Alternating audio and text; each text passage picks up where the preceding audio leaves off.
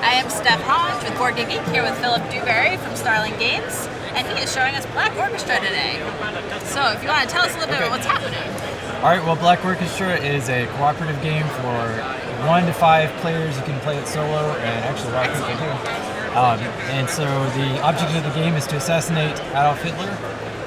It's a pretty heavy theme, but we feel like we kind of addressed it in a respectful kind of way, tastefully, and hopefully it'll be a very historical kind of experience. Really, my goal for the game was for players to have sort of the same kind of experience as the actual conspirators might have had, like the same kind of conversations and the same sort of tension, and so that's kind of what I was going for. So in the game, you start off as one of the conspirators, and there's several different ones to choose from, and we actually finished a Kickstarter not too long ago, which adds a few more to the mix. And so you have a motivation level, so you have to be motivated in order to be able to figure out a plot, and that kind of sometimes goes down and you lose some abilities, and so you have to kind of manage that. You also have a suspicion level, which the Gestapo is always after you the whole time, and so if you're in extreme suspicion and the Gestapo show up, you have to go to prison. And then when you're in prison, you get one of these nasty tell us what you know cards. I don't know if they can see that or not. So you and you alone have to make this tense decision about what bad thing is going to happen to everybody. And if they don't get you out of prison in time, you're just going to keep doing that.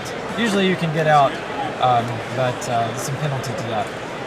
So on your turn, what you do is you have 3 actions to do. So you can move to a space, you can flip over an item, and you're collecting these items to get plot cards. So here's an example of a plot card. They come out of this the deck here.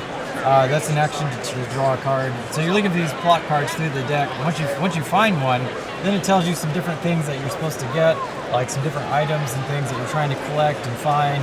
Once you've got everything together and you've got your motivation up and you've got Hitler in the right spot or whatever is required on the card, then you can try to attempt to assassinate him. He also has military support.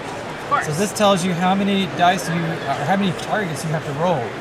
So at the beginning of the game, he's not quite as popular and it's a little easier to hit him. But then in the middle of the game, it sort of starts to max out and it's really difficult. And then towards the end, when everyone's converging on Germany and their war is getting to an end, he comes back down again. So you have to sort of find your sweet spot, get everything lined up, and it all comes down to a big dice roll, and you're just trying to see if you can roll enough. There's lots of cards that give you some mitigation to that, and so it's not like just luck, but there is quite a bit.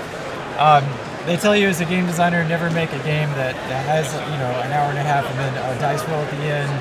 But I said that's what I'm doing anyway, and I think it really fits, because the real conspirators, they weren't successful, and so I wanted that to kind of be that frustration to kind of be a part of the game in a good way. And I think people have responded to it. So. There's also some event cards that kind of take way up here, they kind of take you through the course of the war, different events.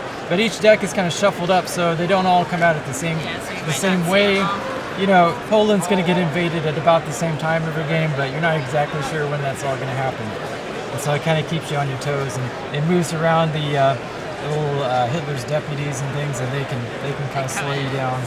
Yeah, that makes lots of sense. So yeah, so you're just working together to try to set it all up and take your shot. Awesome, and then this is available at the con. It's available right now. Yep, that's right. This is actually the second edition. Oh, the second edition. And so yeah, everything is they're all available and through distribution. And our Kickstarter for the new the conspirator cards went well, so those will be available later this year probably. Excellent. Or maybe the first of next year or something like that. So coming up, you can get those, and you can get this today, it seems. And thank you so much for bringing us Black Orchestra today. Okay, thanks. Appreciate it. All right.